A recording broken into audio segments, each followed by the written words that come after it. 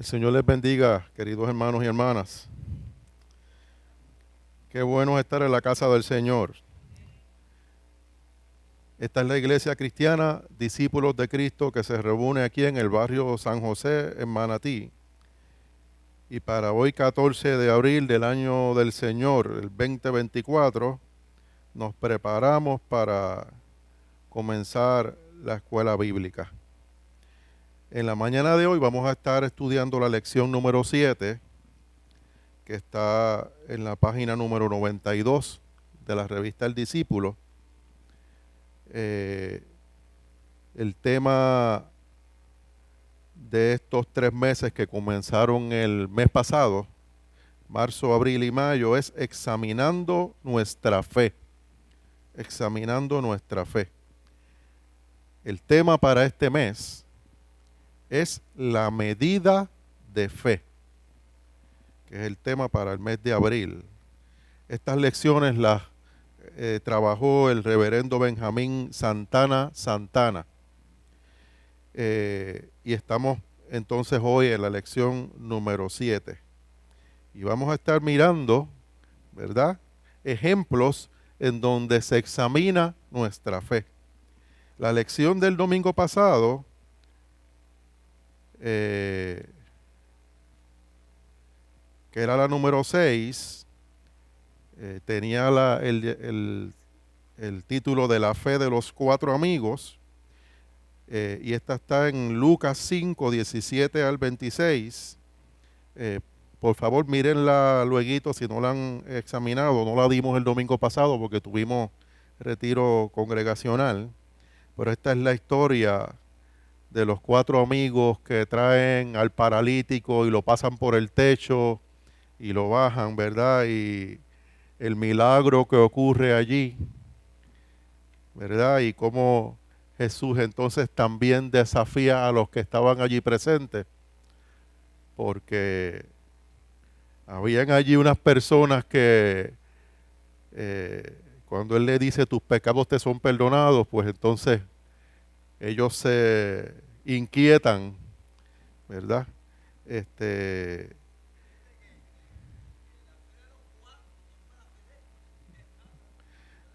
Sí.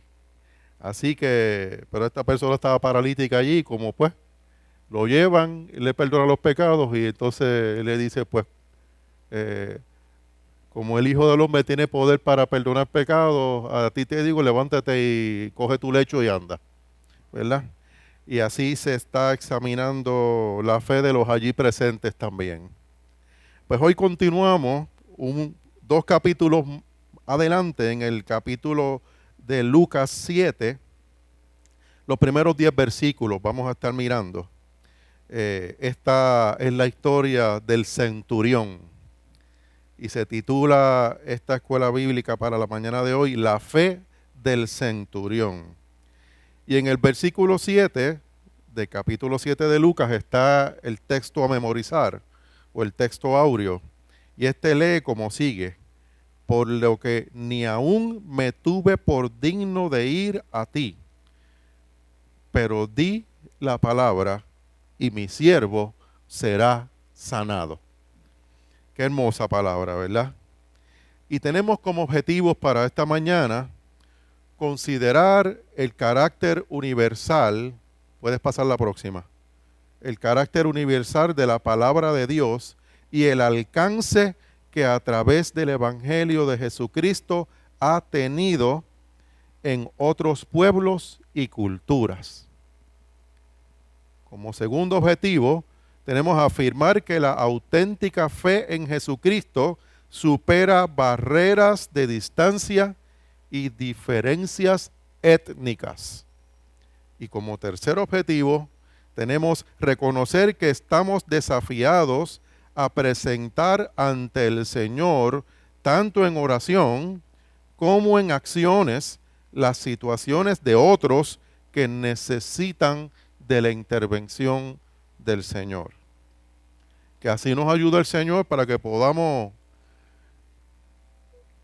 cumplir con esos 3 objetivos, tanto en la mañana de hoy aquí como en la vida.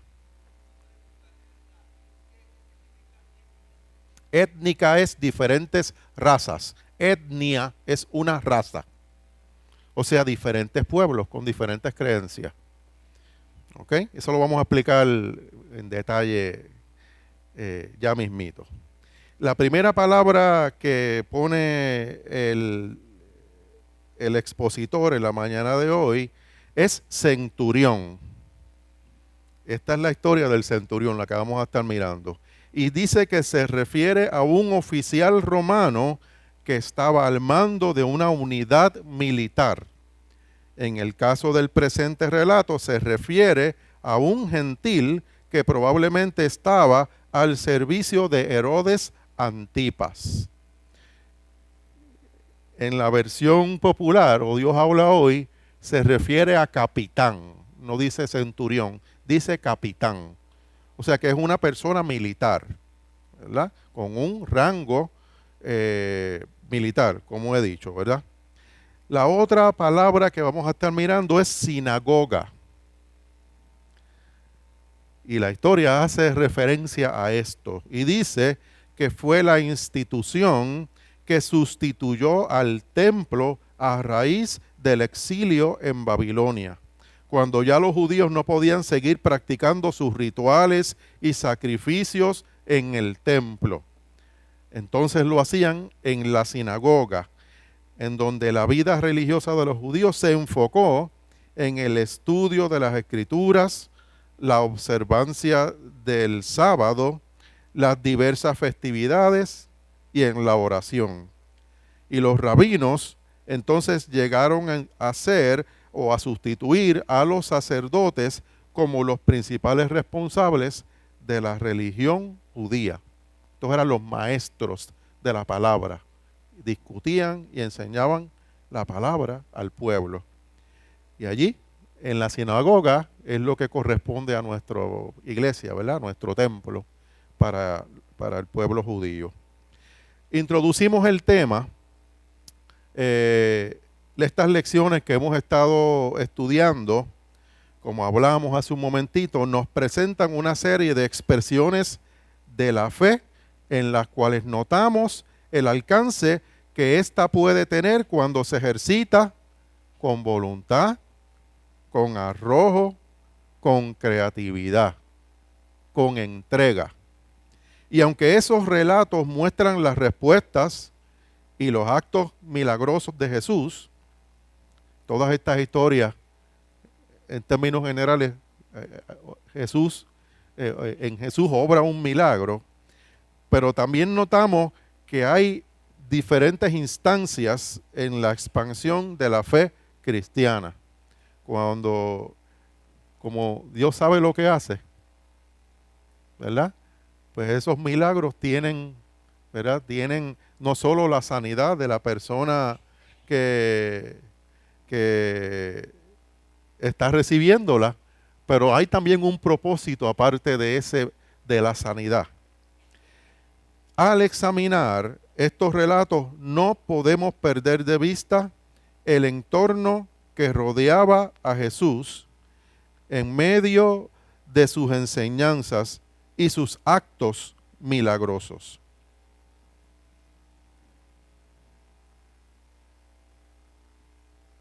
En ese entorno se encontraban los que sostenían rigurosas creencias de santidad y piedad espiritual que se levantaban como fronteras inaccesibles para los menos privilegiados.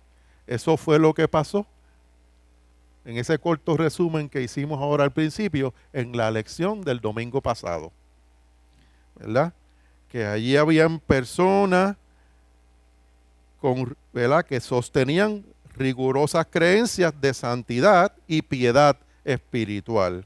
Y esos eran los que ponían esa frontera, ¿verdad? Que hacía inaccesible el que se obrara esa voluntad de Dios en medio de personas menos privilegiadas.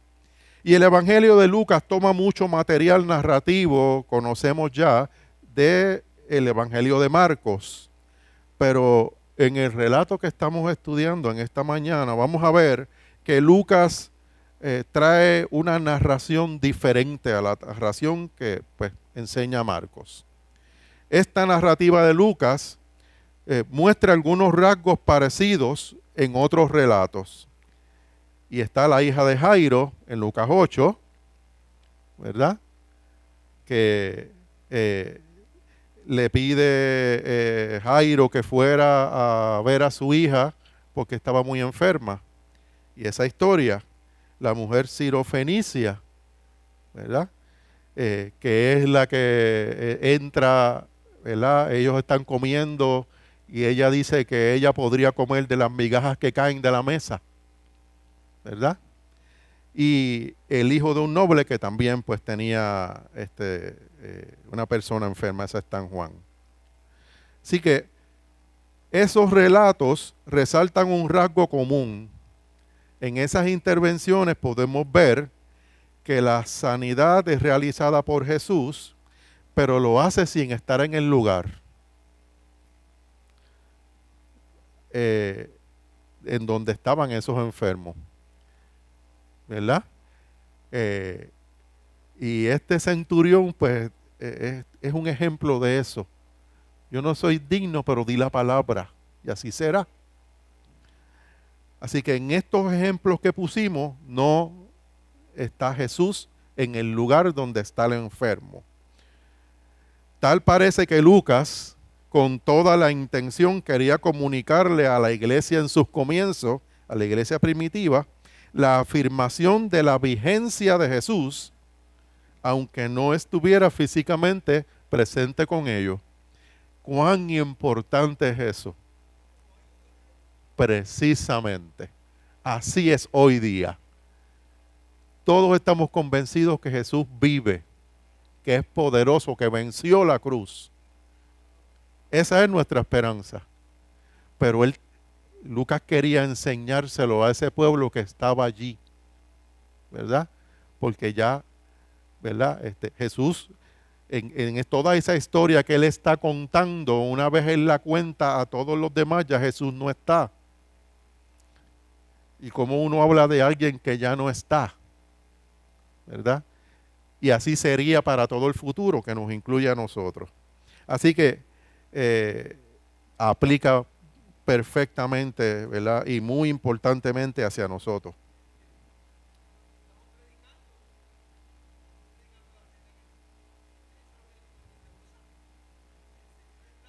Así es. Así es. Así es. Eso es lo que nos toca hacer, ¿verdad? Que dice Johnny que cuando él está predicando, pues él habla de Jesús, ¿verdad? Y que Jesús está. Y cómo nos ama. Y nos amó desde el principio, ¿verdad? Así que el relato que estamos estudiando hoy muestra un milagro, ¿verdad? El milagro de sanidad, el cual es muy importante, ¿verdad? Cuando nosotros estudiamos la palabra, esos milagros que fueron obrados, pero cuán importante fue este milagro para la difusión del evangelio, ¿verdad? Y cómo Jesús actuó, ¿verdad? Más allá de los límites de diferentes razas, de diferentes creencias, ¿verdad? Que nosotros indudablemente hoy día creemos en lo mismo, pero somos de diferentes razas que el pueblo judío, ¿verdad? Así que este relato nos aplica y lo hace muy vigente para nosotros. Entonces vamos a comenzar a estudiar la palabra. Vamos a ver los primeros dos versículos, Johnny. Sería Lucas 7, versículos 1 al 2. Puedes leer la versión popular, sí. Dios le bendiga, iglesia. La palabra lee en nombre del Padre, del Hijo y del Espíritu Santo. Una iglesia que para el cielo dice amén. Amén. Allá nos vemos. Sí. Cuando Jesús terminó de hablar a la gente, se fue Cafarnaúm, vivía allí un capitán romano que tenía un criado al que estimaba mucho, el cual estaba enfermo y a punto de morir.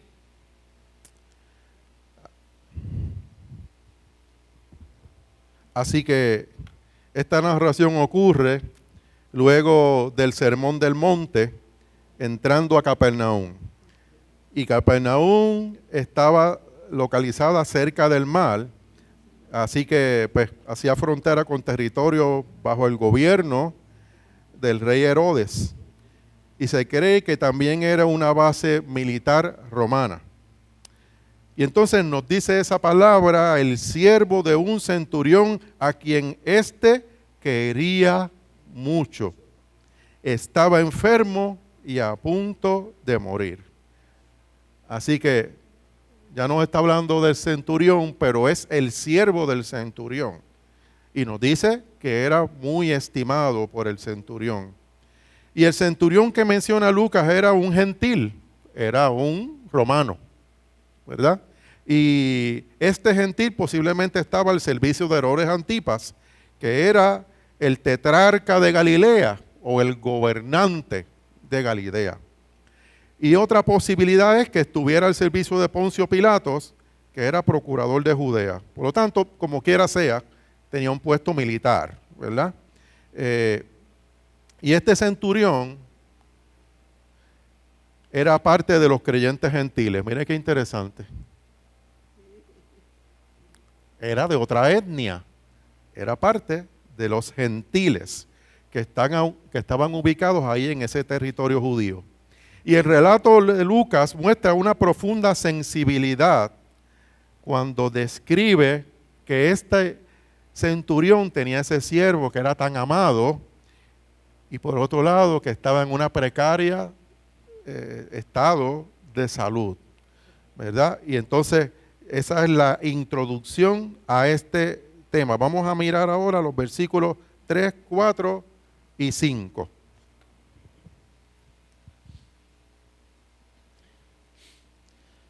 Cuando el capitán oyó hablar de Jesús, mandó a uno de los ancianos de los judíos a rogarle que fuera a sanar a su criado.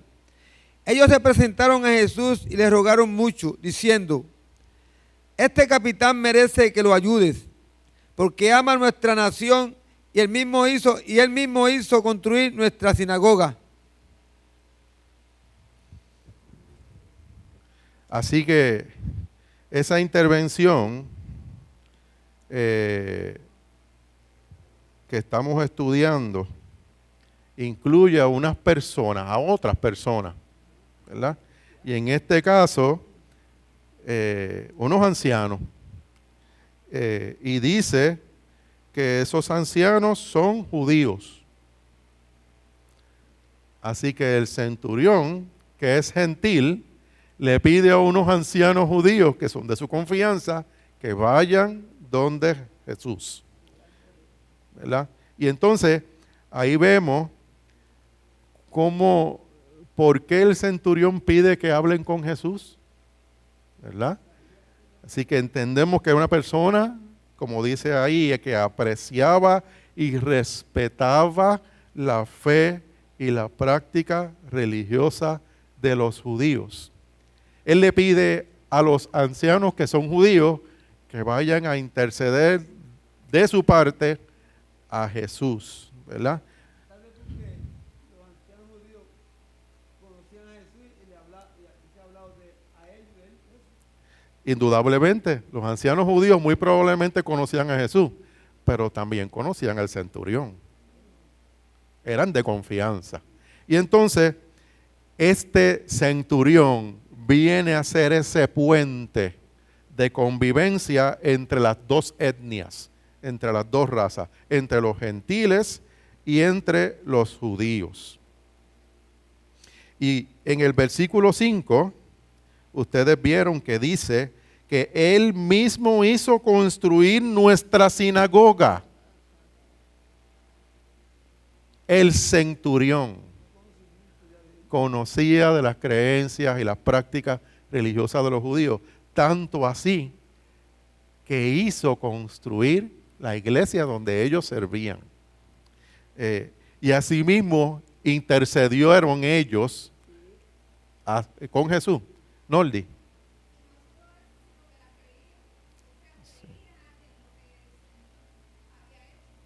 Bien.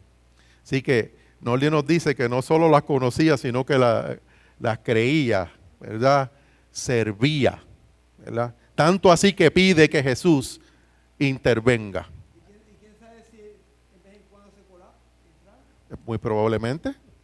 Pero como era gentil, ¿verdad?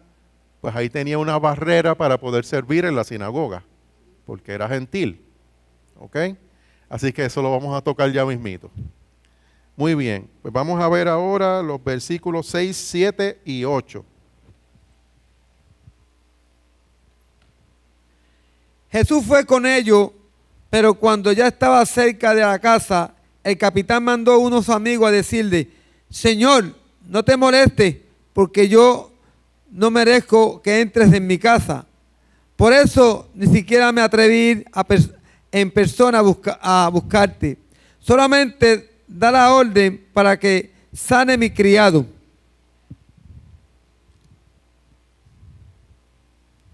El 8 también, Johnny.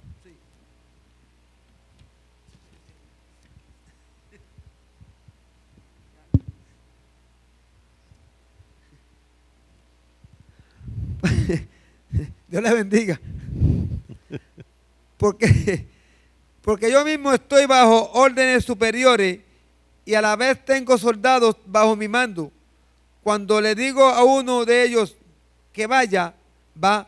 Cuando le digo a otro que venga, viene. Y cuando mando a mi criado que haga algo, lo hace. Amén. Qué palabra tan bonita, ¿verdad?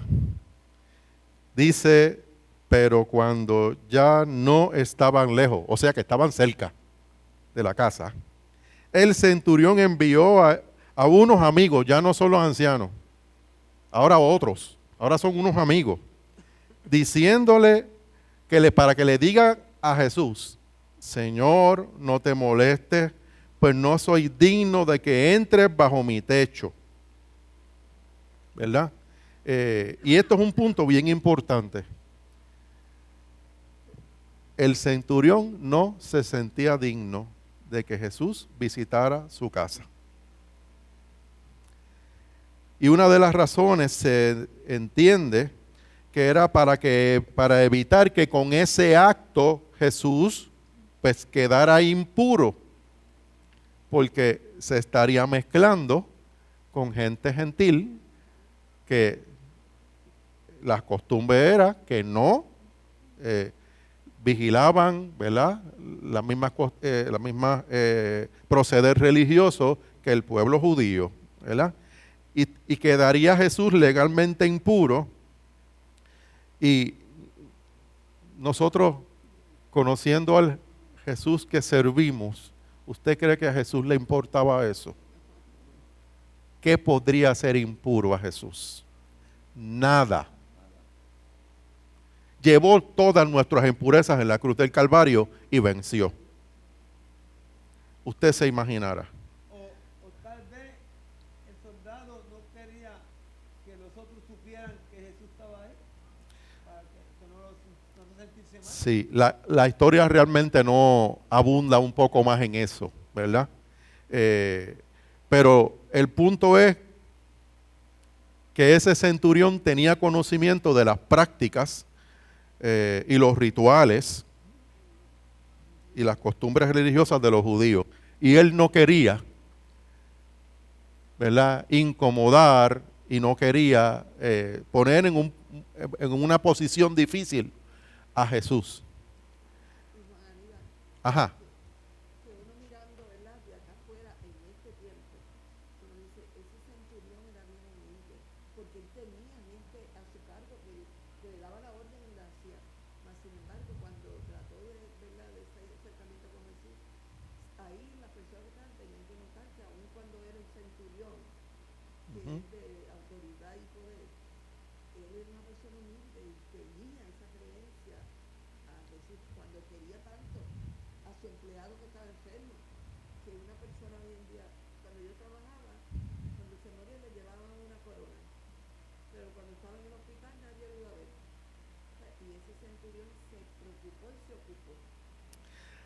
Nelly nos está diciendo que el centurión también es ejemplo de una persona con humildad. Porque aunque tiene un puesto de poder, cuando se habla de otras personas, de sus siervos, ancianos judíos, amigos, tenía esa confianza de poderles hablar a ellos, y por otro lado, tenía el respeto hacia Jesús, ¿verdad? Así que este mismo relato que está en Mateo no se cuenta de la misma forma en Lucas.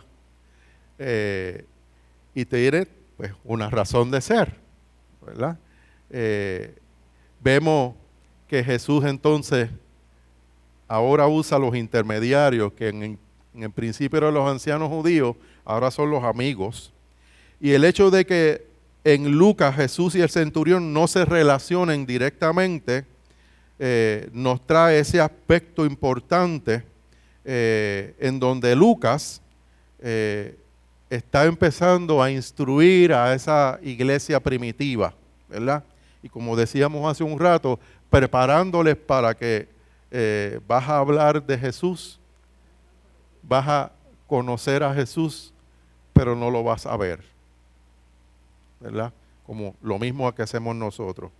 Y así entonces ese centurión viene a ser el representante de todos nosotros, de todos los creyentes, en que sin ver físicamente a Jesús hemos creído en el Señor. Y tenemos la certeza de que nos ama, de que nos cuida, de que nos ha salvado y que le veremos cuando suene la trompeta. Hermana Besaida.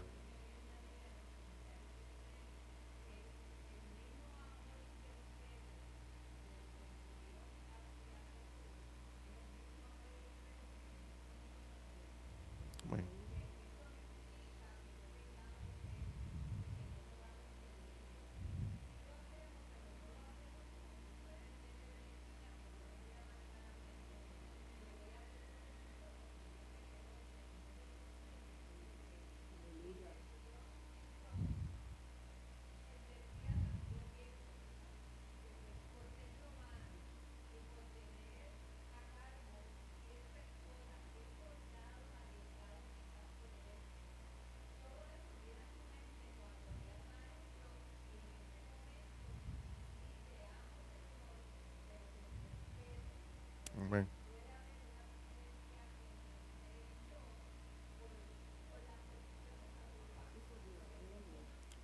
Sí. La hermana Beisaida nos dice que aunque hay posiciones, el centurión tiene un puesto militar y tiene personas a su cargo, pero Jesús, ¿verdad? Nos dice la hermana Beisaida que es el Rey de Reyes y el Señor de Señores, ¿verdad? Y toda rodilla se doblará delante de la presencia del Señor. Y aunque el centurión tiene poder y autoridad desde el punto de vista militar, reconoce delante de quién estaría, ¿verdad? Y por eso es su reacción, ¿verdad? Así que en esa narrativa, Lucas les enseña, como hemos dicho, ¿verdad?, al pueblo judío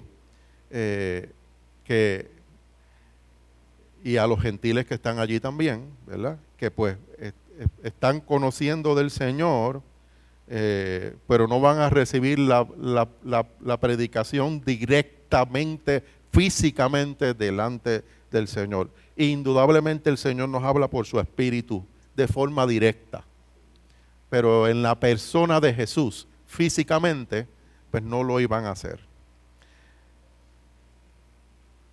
Esa tarea de educar y de orientar a las demás personas, a todos esos otros gentiles, pues es la que le va a tocar a la iglesia, ¿verdad? Eso ocurrió luego de Pentecostés. Y hemos visto que esa comunicación del centurión con Jesús se da a través de los dos intermediarios, los ancianos judíos y los gentiles.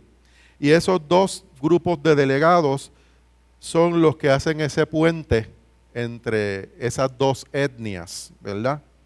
Y son dos expresiones de fe que hasta ese momento eran diferentes, pero una vez se ha creído en el Señor, es que se unen ambos pueblos, ¿verdad? O ambas etnias. Y la etnia de los gentiles es la que es muy grande, que nos incluye a todos nosotros.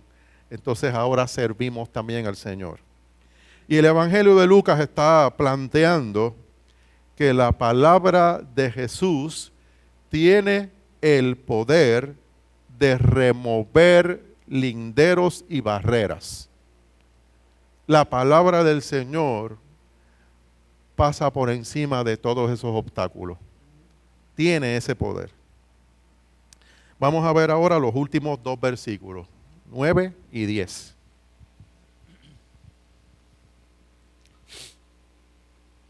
Jesús se quedó admirado al oír esto, y mirando a la gente que lo seguían, dijo: les aseguro que ni siquiera en Israel he encontrado tanta fe como en este hombre. Al regresar a la casa, los enviados encontraron que el criado ya estaba sano. Amén. Dios le bendiga. Amén. Así que Jesús hace una expresión bien interesante. No sé cómo se sentirían los judíos en ese lugar cuando escucharon eso. Os digo que ni aún en Israel he hallado tanta fe. Bueno, si la palabra dice que a los suyos vino y ellos no le recibieron. La fe mueve montañas, indudablemente, ¿verdad? ¿Y quiénes la están moviendo? Los gentiles, ¿verdad? Que se movieron y no importa el obstáculo, pues que yo necesito treparme por un techo y bajar al paralítico. ¿Qué necesito? Humillarme delante del Señor y decirle que aunque no soy digna de comer pan en la mesa, los perrillos comen de las migajas que caen. Y se hace parte y coge dos grupos. Primero unos, porque él dice, mandé a unos ancianos porque no me sentía digno de ir en persona delante de ti. Ahora cuando te acercas, mando a unos amigos porque no me siento digno de que llegues a mi casa.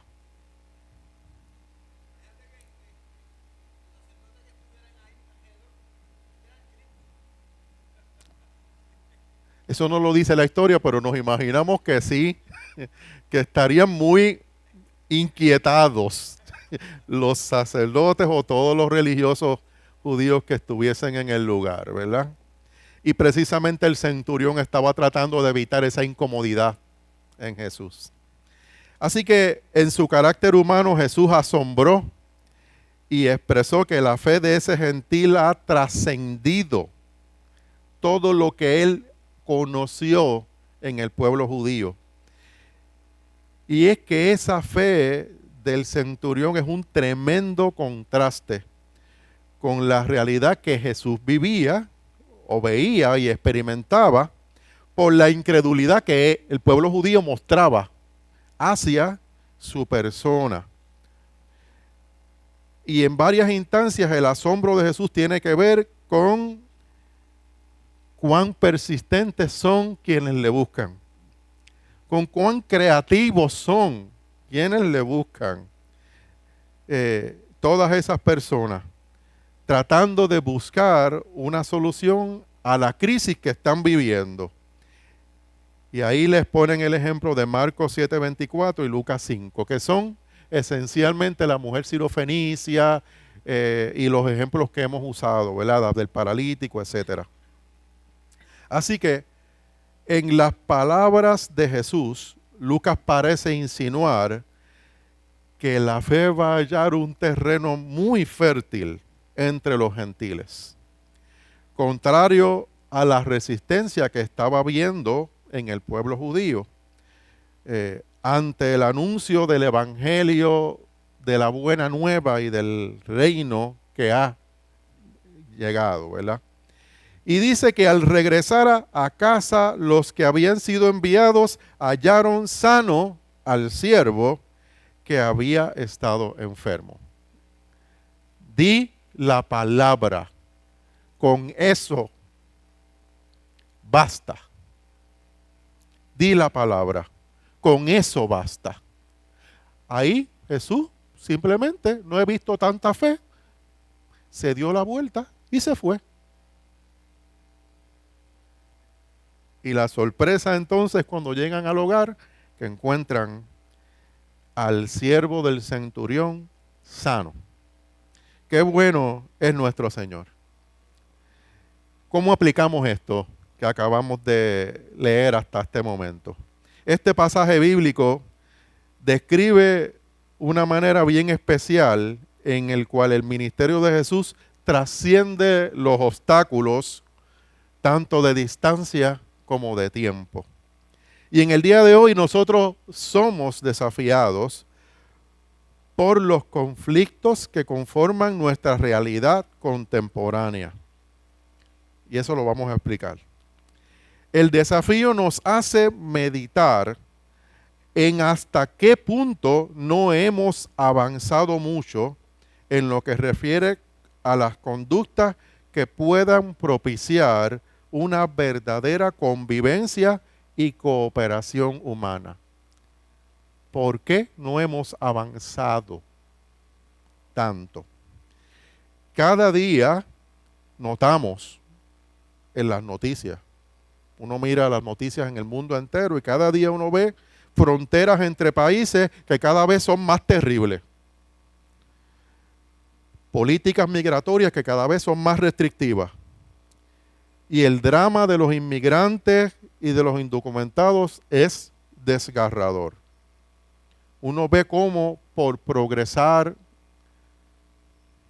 en la vida, inmigrantes pasan procesos desgarradores y difíciles, alcanzando la muerte en muchas ocasiones. Nos alarman las duras manifestaciones de racismo presentes especialmente en muchos de los llamados países desarrollados o los países del primer mundo. Jesús nos mandó a que obráramos de esa forma. Es la pregunta que tendríamos que hacernos. Entonces, ¿por qué lo hacemos? Si somos iguales delante de la presencia del Señor. Y nos dio el Señor un privilegio de estar en un lugar en donde nacimos y donde nos hemos establecido. Eso ha sido regalo del Señor para nosotros. Así que es como un drama que exhibe grandes incongruencias. Por un lado estamos los que por razones diversas tenemos ese privilegio que nos permite ir de un país a otro, cruzar fronteras sin tener muchas dificultades. Y por otro lado está el drama de los que tienen que asumir todo tipo de riesgos y aventuras para tratar de salvar todos los obstáculos y las injusticias que los marginan. La incongruencia también es muy notable en el complejo mundo de las religiones y en la expresión de la piedad individual y colectiva que se supone que se sostenga. Esas fronteras religiosas suelen tener unas barreras más rígidas y restrictivas que las físicas. Que lo cuenten nuestros hermanos que están en la Franja de Gaza hoy día. Si esto no es así. Así que hoy observamos el drama de guerras y conflictos étnicos en cuyo trasfondo podemos encontrar razones que son fundamentadas completamente por diferencias religiosas, que terminan actuando en una total injusticia y en una maldad y en un crimen. es una negación total y absoluta del valor fundamental del respeto por la vida y la dignidad de los demás, que deben estar en la médula de la fe religiosa. Pero eso no es lo que ocurre. Tomando en consideración esa realidad en nuestro entorno, entonces nos acercamos a aplicar esta palabra del día de hoy, que describe una solicitud del centurión pidiendo misericordia y salud para un siervo suyo. Entonces, esta historia nos muestra la manera en que Jesús altera por completo la forma acostumbrada de responder. Porque si era judío y era un gentil el que venía, no podías relacionarte. Te podía decir su necesidad, todo, ¿verdad? Y no te podías relacionar. Así que Jesús altera por completo esa manera acostumbrada de responder ante el dolor de los que sufren.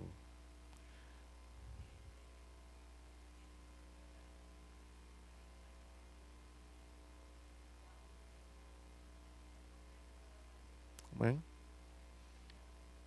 Así es que, experimentado en quebranto,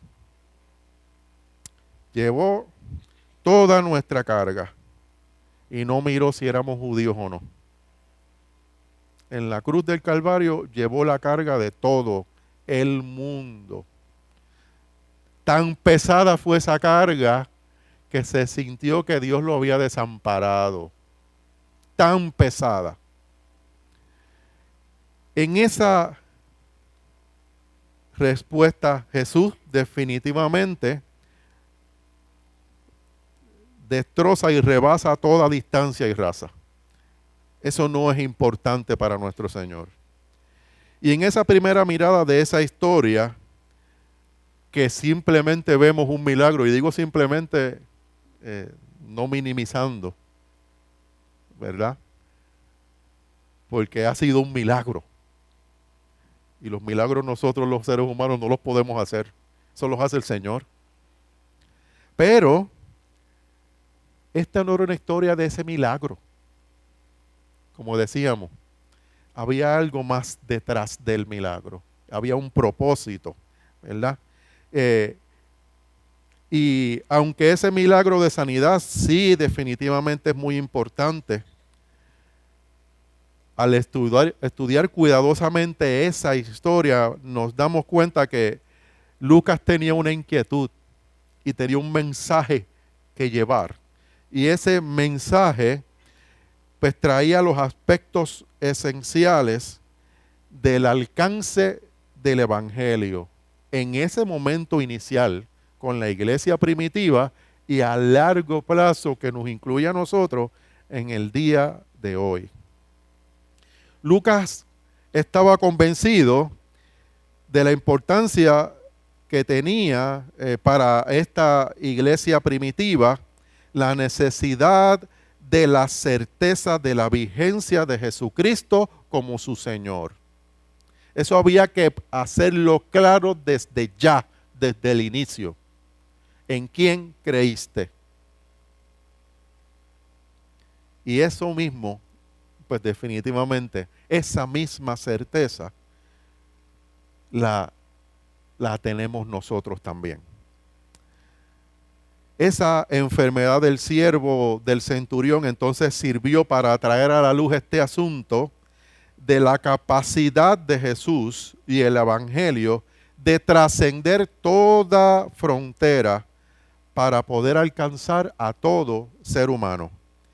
Y esto era un desafío que mostraba un entorno mucho más enfermo.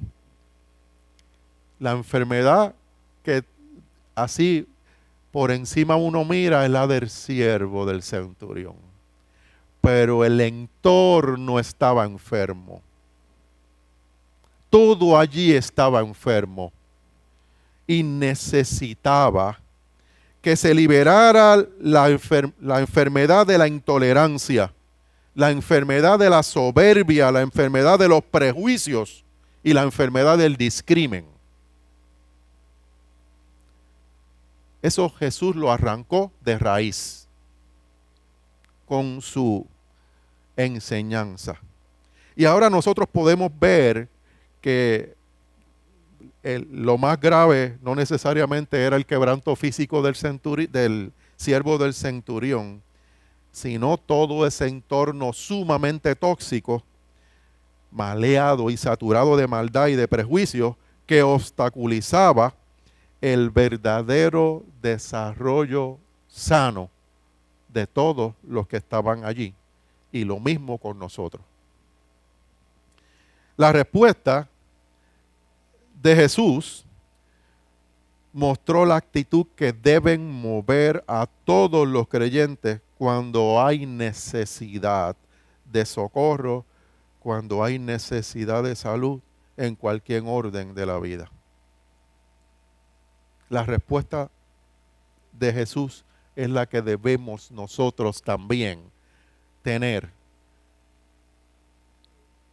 No es una opción para el creyente hacerse de la vista larga cuando hay necesidad delante nuestro. No es una opción. Cuando alguien con enfermedad se abre y nos cuenta el proceso difícil que está pasando. Lo menos que se espera del creyente es que doble rodilla y ore al Señor y que interceda. Eso es lo menos. El siervo del centurión está presente en todos nosotros, en nuestra comunidad. Está presente en la iglesia, está presente en el mundo entero. Y esto para desafiar nuestra voluntad de cruzar fronteras, de dar salud y de dar bienestar en el nombre del Señor. Al responder al pedido del centurión para que sanara a su siervo aún a la distancia, Jesús mostró un ejemplo de alcance y poder transformador del evangelio que no tenía precedentes en ese momento. Esa actitud de compasión y de generosidad hacia la necesidad urgente de ese gentil del centurión, que se le consideraba inmundo. Jesús no le dijo, tú eres inmundo, yo no me puedo acercar. Allá tú. Porque eres gentil. No, esa no fue la actitud de Jesús. Sino que hizo la ruta para que todo el mundo sea alcanzado por los seguidores de Jesús, que somos nosotros, y por su iglesia, con el proyecto de salvación y de vida abundante. Nos llama el Señor a llevar la buena noticia. No nos llama a acusar y no nos llama a maltratar. Nos llama a amar y a amar como Cristo, con misericordia. La sanidad del siervo fue una muestra de la necesidad de sanidad que tenían muchos los que estaban alrededor allí en ese momento. Y al igual que los enviados a Jesús, esos amigos del centurión y esos ancianos judíos que fueron los dos grupos que fueron enviados, nosotros estamos hoy siendo desafiados en nuestra fe a que salvemos las barreras de prejuicio, esas distracciones que nos separan del Señor, para poder obrar más allá de las limitaciones del tiempo y de la distancia. ¿Qué hay imposible para el Señor? El centurión lo sabía y dijo, no tienes que llegar a mi casa. Di la palabra. Y nosotros también lo sabemos. Y en el Señor creemos. Sí.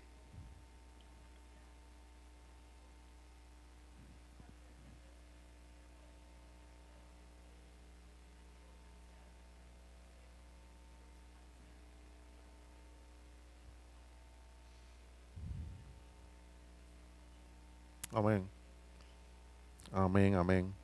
No nos dice qué cantidad de ancianos y de amigos eran. Eran ancianos y amigos. Un grupo. Pues más de dos debieran ser. Más de uno al menos. ¿Verdad? Y los envió con la fe de que el Señor podía obrar en misericordia y con poder. Como el centurión de la historia, también nosotros debemos pedir constantemente al Señor que venga a nuestro entorno que está habitado por todo tipo de enfermedad y crisis. Eso es lo que nos rodea a todos.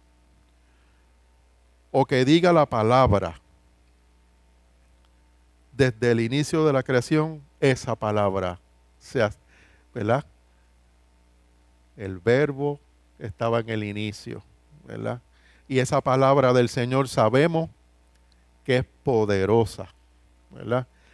Y así como hizo el centurión que le dijo, di la palabra, nosotros también, que somos ese tipo de centurión en el día de hoy. Que esa palabra delegada también a nosotros la podamos traducir en acciones que sobrepasen barreras sociales y culturales y étnicas para mostrar la capacidad salutífera del Evangelio, del reino del Señor. Al Señor damos gracias por tu palabra. Y ya terminando, pasamos a la oración. Y leemos la oración de la siguiente forma. Señor y Dios de todos los pueblos y naciones, ilumina nuestro entendimiento para que podamos ejercitar nuestra fe en Jesucristo, salvando limitaciones de lugar y diferencias culturales.